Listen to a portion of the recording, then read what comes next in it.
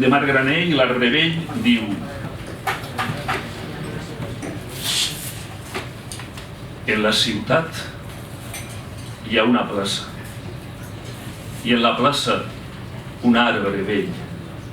En l'arbre hi ha la tristesa de saber que és el darrer.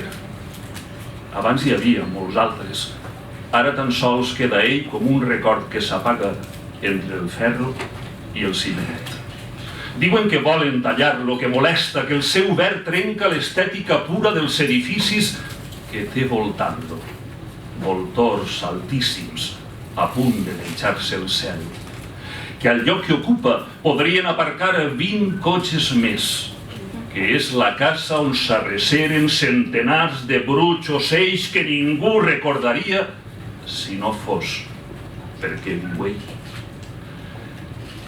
En la ciutat, algú conta, hi havia fa molt de temps un arbre gran i molt trist que se sabia el darrere i plorava fulles grogues en la tardor, i a l'hivern es despullava i cantava estranyes cançons al vent.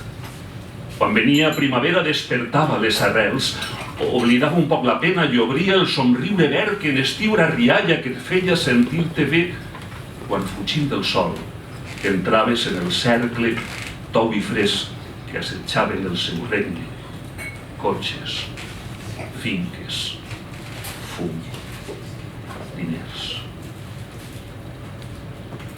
Quan el tallaren, plovia.